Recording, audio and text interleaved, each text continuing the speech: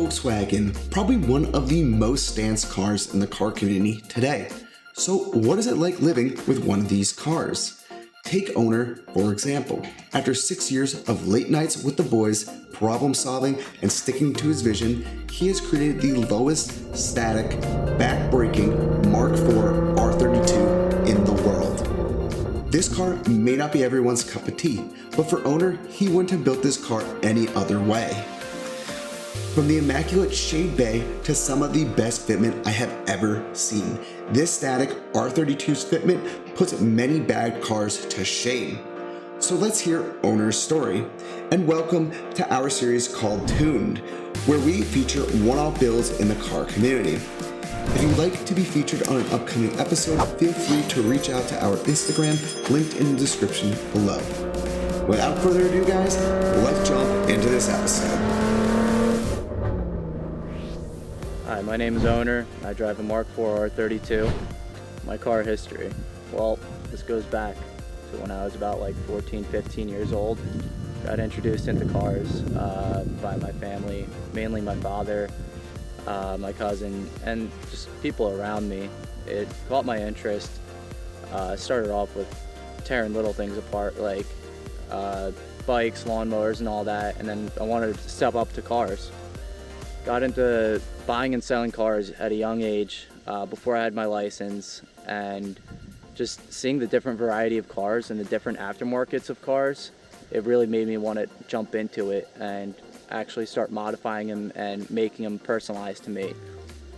I want to say my first car was an 02 VR6 GTI. Had a lot of fun with that.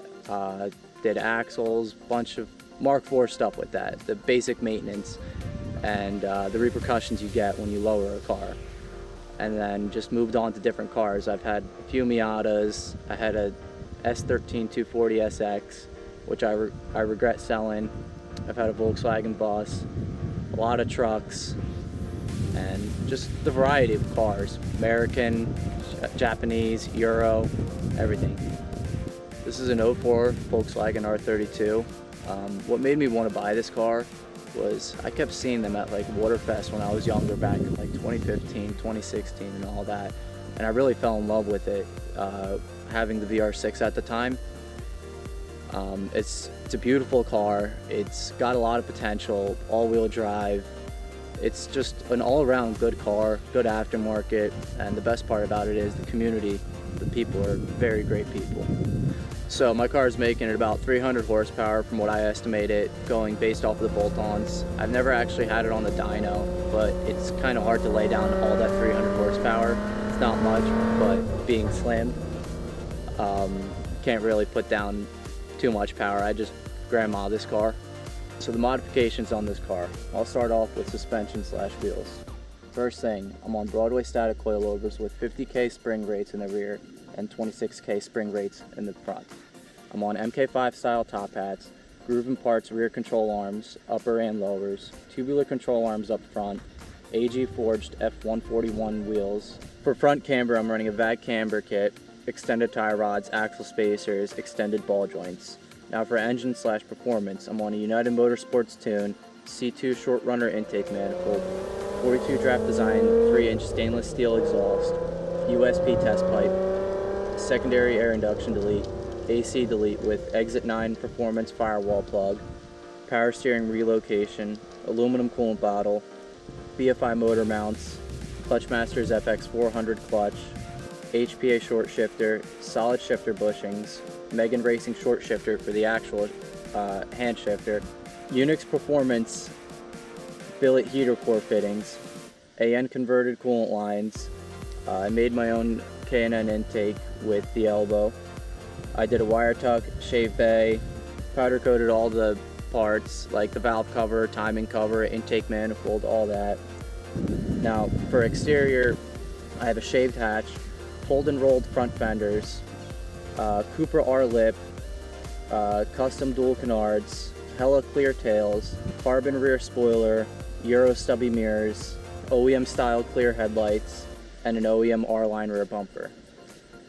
Now for interior, I'm running Status Ring GT seats, rear seat delete, false floor, Alpine Type R sub, auto power half roll cage, and I'm on a Volante steering wheel and an NRG quick release hub. So I estimate spending about $40,000 on this car after all the modifications. I bought the car for about $6,000 back in 2016.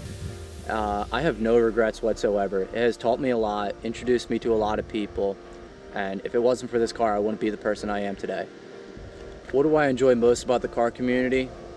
I'm gonna have to say the people I've met. Like, yeah, you're gonna have a bad apple, maybe 1 out of 15 people, but for the other people that are actually good, genuine people, it's worth it to stick around. You meet some of the best people out there. I mean, some of my best friends now are in the car community, literally like 50, 75 miles away, and I know people overseas too. It's just a good bonding experience. So my future goals for this car, I definitely want to go turbo sometime soon. Maybe next year, maybe the year after that. We'll see, whenever I get the chance. And I want to do a full shave bay with deleting the rain tray, getting rid of the ABS, and just go over the shave bay again, because the first time around I feel like I didn't do the best job. So my craziest experience with this car is definitely about 3 or 4 years ago. It was snowing and I decided to bring the car out and drift around, do some donuts. I started doing donuts, went at it for about 2 minutes. All my friends are cheering me along, and I get the car home, start smelling burning and smoke coming out of the hood. I pop the hood and my firewall is on fire. Quickly extinguish it out, and we caught everything on video. We submitted the video in, and we actually got a Haldex HPA controller out of it. So I guess it was worth it. So the hardest challenge I've faced building this car would definitely be sourcing out the right information. I've been handed out a lot of information with this vehicle, but some of it was, I don't want to say wrong, but I want to say it was misguided. So you have to add your own little twist to things if you really want it to work out. So some words of wisdom are definitely stick with it. If you ever want to part your car out, or you feel like the build is going nowhere, just stick with it. It's going to get somewhere in the end. It might take some time, but it's definitely worth it at the end. When you finally get into the car, start it up for the first time, or even go out for the first drive, it's the most rewarding feeling you could get out of it. Onur's R32 is by far and away the lowest static R32 I have ever seen.